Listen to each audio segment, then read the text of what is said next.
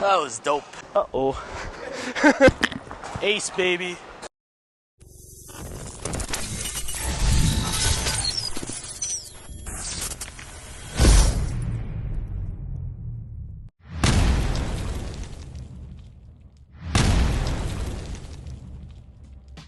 Hey guys, welcome back to JR Pro Shop Vids. Super special ball review we have today. First, we have the Damn Good Verge Pearl by DV8. But not only that, we're gonna show you how to get more hook out of your bowling ball. So since Barks can't show you how to get more hook, we enlisted the help of a friend, Gootz. For those of you who haven't seen Gootz in our previous videos, he's a rev dominant player that can make the ball hook from the parking lot. Barks, on the other hand, well, you've seen him play at 5 about 40 different times. So both Damn Good Verge balls here have the same threshold MD core. This one has the Insider Max Traction solid cover, and this one has the Insider Pearl cover. So something interesting to note, that they're not the same strength. They have the same kind of base, but the Pearl is definitely a step down in terms of strength. And fun fact, this also shares the same cover as the Verge Pearl, which I learned today are different balls. So the combo of weaker cover and Pearl cover, we expect this one to be a lot longer and more angular down lane. Looking at the two balls here, they're both purple, they both have sparkles. I think Barks has been dreaming about these for a couple months now. First, the boys are gonna compare the two balls, again, the Damn Good Verge and the Damn Good Verge Pearl. And then they're gonna play with their axis rotation and try to get the ball to hook in different places and produce some different shapes.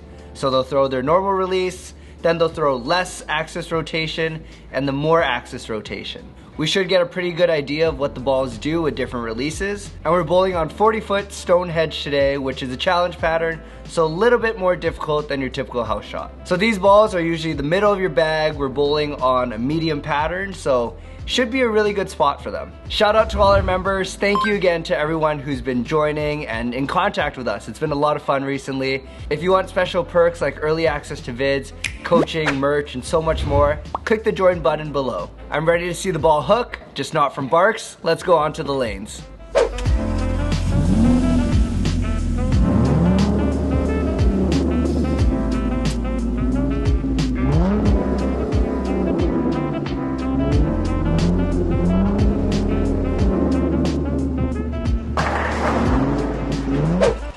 What is up? Gootz is back with the Damn Good Verge Pearl.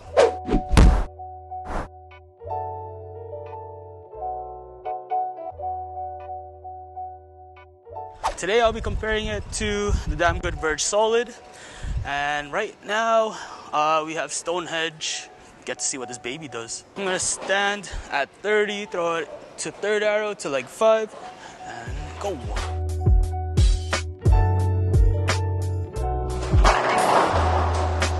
A little off balance. Wow, that came back hard. Hella hard. Hella hard. I wasn't expecting that, to be honest. All right, let's do it again. I'll get around it, do the same thing, get out to like 5.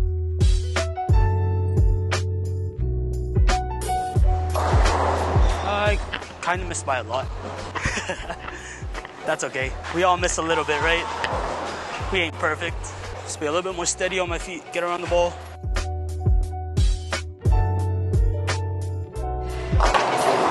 That was sick. That was a sick shot. Let's throw another good shot. I'm gonna stand at the same place, stand at 30, get to like third arrow. Oh yeah. Whew, that was dope. That was really dope. That ball's really impressive. If you really want a good ball with a lot of back end, any DV8 symmetric ball, they can do that for you. I kind of want to compare it to the Damn Good Verge Solid now.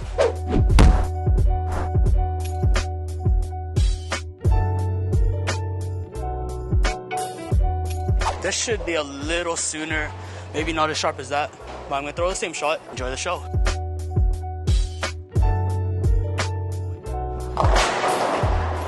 Yeah. Got the ball to where I wanted it, but as you can see, it wasn't as sharp as the Pearl. It's a lot smoother. The Solid really makes it roll a little earlier, a lot sooner, if I go around it a little bit more.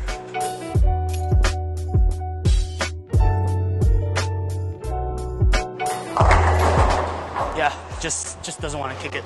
Not enough energy. All right, well, Standing there with Damn Good Verge Solid compared to the Pro. As you can see, it's very early. I'm gonna move 2 boards right. Maybe I'll be able to kick out that 7. It's a lot of angle for this ball, but it's cool.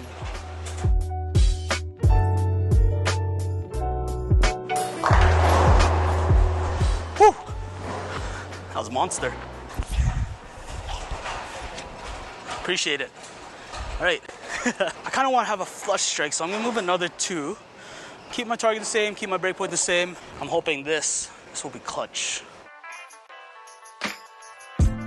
Ace, baby. Not an ace, baby. Got it where I wanted. It got out to the dry a lot quicker. Yeah, it got into that roll and I just left that 4-9.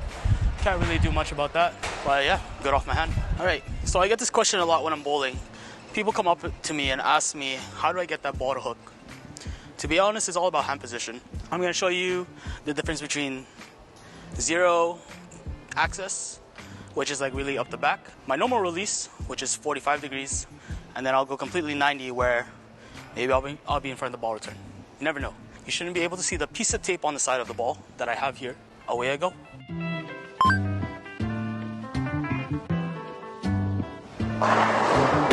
Whew, straight as a bullet. But yeah, as you can see there, you wouldn't see the ball hook much. That's because my axis is literally close to 0, maybe like 10 degrees, and it's just like, you know, just straight on pocket. My normal release, usually around 45 degrees, and you're gonna see a little bit more back in motion. See the ball roll. So 45 degrees, you're gonna see the tape a lot more.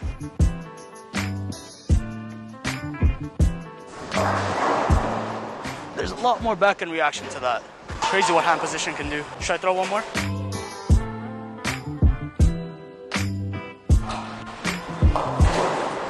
I hit the tape. This is the other thing you guys might not notice, but your ball changes direction as it flares up. As it flares up, you can see that piece of tape moving compared to staying in one spot. That's just the ball just trying to get into a roll. Pretty cool, eh? Let's strike here.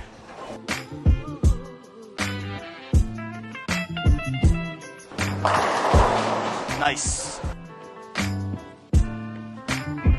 Come on, ball. Woo! That's sick. I like it.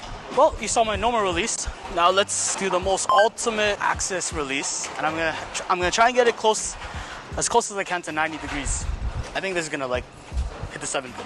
From here, you should be able to see the tape fully.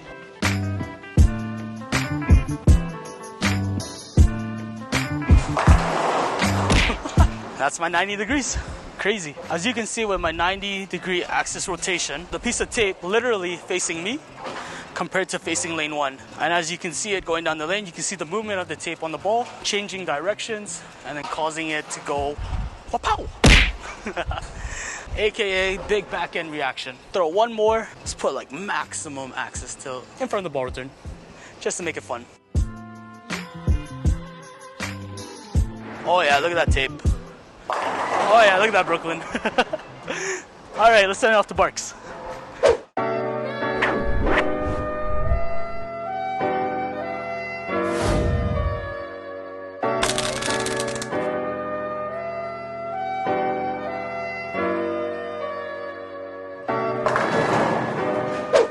Hey guys, Barks here again. Y'all saw what Gootz had to say about the Damn Good Verge Pearl. Instead of starting with the Pearl like he did, I'm going to start with the Solid. So we are on Stonehenge, 40 feet. Let's stand on the big dot. That's usually a fun place to play. Sort of track area, keep it up like 8, 9.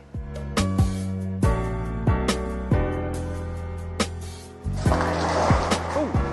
Little trip 6. That's what we like to see. Now the Damn Good Verge has a modified version of the core that was in the Verge. We talked about that in the video for this ball actually, way back when. So it's a little less overall diff, but also a lower RG to get that ball rolling a little bit sooner. We put a stronger cover on this one too. So to me, this is probably the best symmetric ball in all of the Brunswick brands. I went really high there. I'm gonna move about 3 right, pitch it out to about 8 again. I think that's where I want to play on this pattern, or at least where the pattern wants me to play.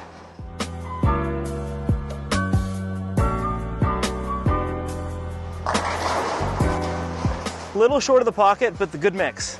I like those mixes. So even moving a little right, I'm throwing it pretty firm. I think I move in a little bit more and get my hand around it and really get this ball to corner in the back. But I might have to back the speed out a bit. So let's try that. How many right, G-move? 5? Yes. We're going big, we're going 5 right. but I gotta slow it down and get my hand around it. Maybe we'll get something out of this.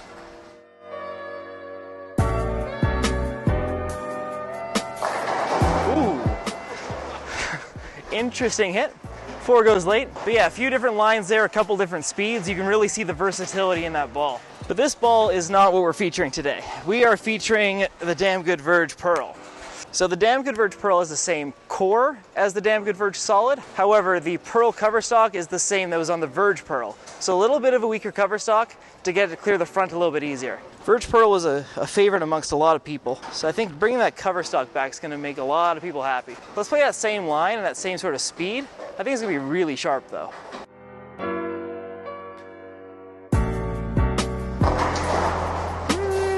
Definitely clear the front a lot more. I think if I had another 5 feet of lane, it would have really cornered hard. Just based off of that shot, I'm seeing it go like 2-3 feet longer. Let's try another one from that spot. I can slow it down a bit more and get my hand around it more. Maybe not as much as Gootz, but there's a few tricks in my bag.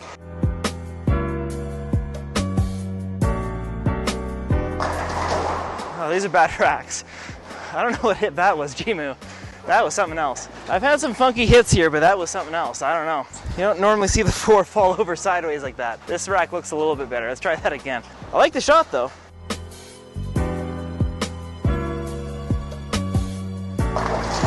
Ooh, little 8-pin action. I like what I'm seeing so far.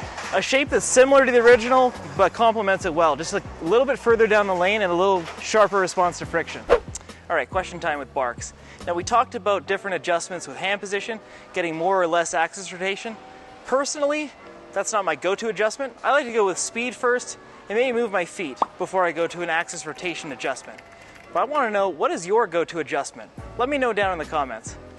So I'm going to try something similar to what Gootz did. I'm going to play my ideal line with my normal hand position, and we'll kind of move around and change hand positions and see how this ball reacts with different hand positions. About here's probably right, but let's try.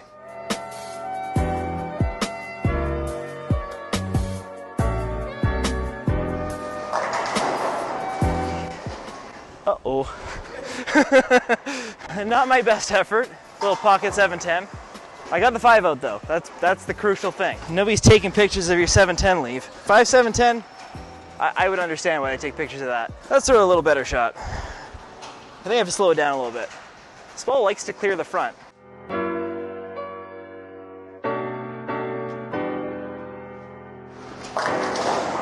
All right, so that's a good shot in where I want to play and with my normal hand position. So that one came in a little bit sharp.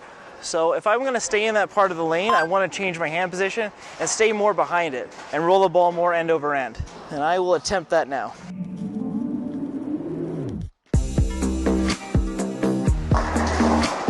All right, that ball stood up a little bit sooner, a little bit of a flat 7, but it was in the pocket. We're close with that one. I think I can improve upon that just a little bit.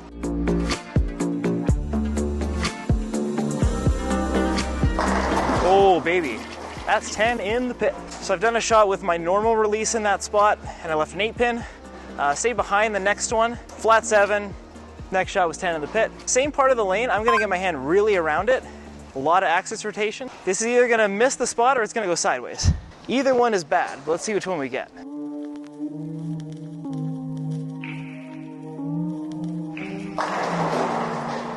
Okay, 10 back. Wasn't expecting that. I did pitch that one wide, but it did recover. So let's throw another shot.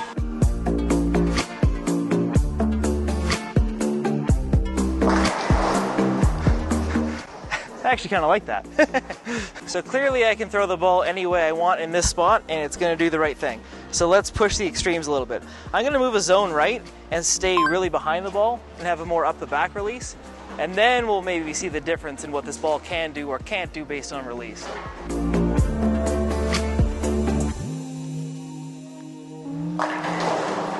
So really up the back of that one, bit of a flat 7. It got there, but it wasn't the most convincing hit. Purple and sparkly, my favorite.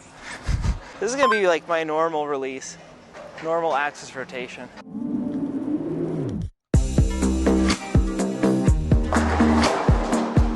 Seven pin, but a more convincing hit. That has a chance of knocking that out.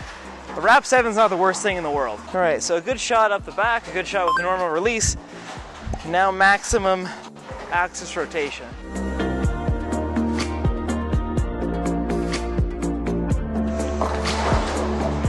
There you go. That's real sharp ball reaction.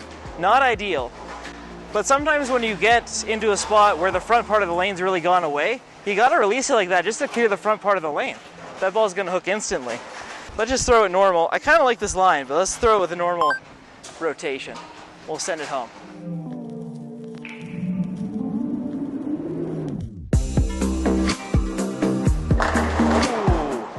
Let's send it back to the shop. All right, we're back from the lanes. Me and Gootz tag team in this one on the Damn Good Verge Pearl. Yes, sir. Let me know your thoughts. Let's start with the solid, actually. It's solid, yeah. Solid's one of my favorite symmetric balls. Predictable, really digs into oil. A ball that I'd like to use on a lot of different patterns. Yeah. How do you feel about the solid? Let's start with that. Honestly, I love the solid. That was actually one of my main tournament balls and league balls, just because it was so predictable.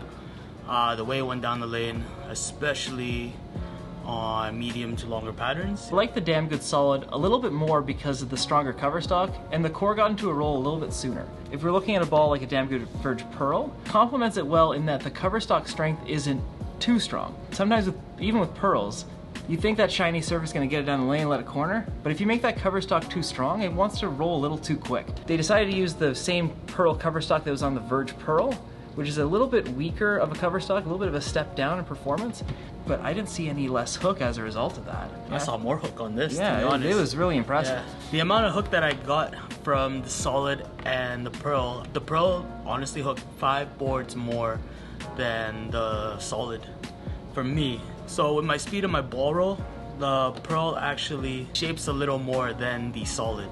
Yeah, I totally agree with that. For me, between the solid and the pearl, I see a similar amount of hook, but where I see the hook is like totally different. Like I see more of a boomerang with the pearl. Yeah, same really. Yeah. So for a tournament bowler who's trying to fill that middle part of their arsenal, bowler like you, for example, who's such a high rev rate and really can't throw those really big ace-in balls, right? They hook too much. Yeah, just way too much for me. Solid, Damn Good Pearl. Yeah. Perfect balls for you. Yeah, like what Barker said, these pieces get a lot of use for me just because I'm such a high rev player. The higher performance balls are just way too much for my liking. That's not to say that these are only meant for really high rev rate players. No. Yeah. I'm more of a medium rev type guy, and this is more of a step down in performance from what I like to use. I like to use some of the stronger ace-in balls, but a symmetric ball with a little bit of shine does come into play every once in a while. Yeah, with that said, high rev players like you, two-handers for example, they're going to get a lot of use out of these mid-performance balls, and for, let's say, medium to lower rev players, they're going to be a good step down in performance from some of your stronger bowling balls. So everyone should have a ball like a Damn Good Verge and a Damn Good Verge Pearl. Now, the second part of our video here was talking about hand positions, or changing axis rotation. For myself, not saying I have to do that often, but for someone like you, when you have to get left and that pattern really starts to break down, you really got to get around the ball. Exactly. So yeah, like changing my hand position is really important for me just because I'm such a high rev player. I need to get through the head sometimes.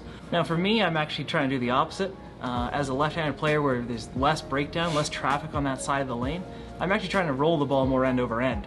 Now with Gootz being a high rev rate, right-handed bowler who likes to get in, hook the ball, changing axis rotation, it's going to be a more useful tool to try and manipulate ball motion. So as you can see, when he really got his hand around it, myself too, when we really got our hand around that ball and had that tape facing us, so closer to 90 degrees of rotation, you can really see how sharp that ball wants to hook when it encounters friction. As opposed to when our ball roll was more end over end, our hand behind it a little bit more, and that tape on the side of the ball, you saw less of a change of direction when the ball encountered friction, and much less overall hook. Now if you want to know more about axis rotation and how it affects ball motion, check out the video we did a while back. It's myself and Jung, right up here somewhere. And in that video, we talk about it a little more in depth. Thank you for watching. Don't forget to like and subscribe. And don't forget to answer our question. What's your go-to adjustment out there on the lanes? Now for me, it's changing my ball speed. What about you, Gootz? For me, it's hand position. There you go. Mine's right in Brooklyn. Thanks for watching, everyone. Stay tuned for our next vid.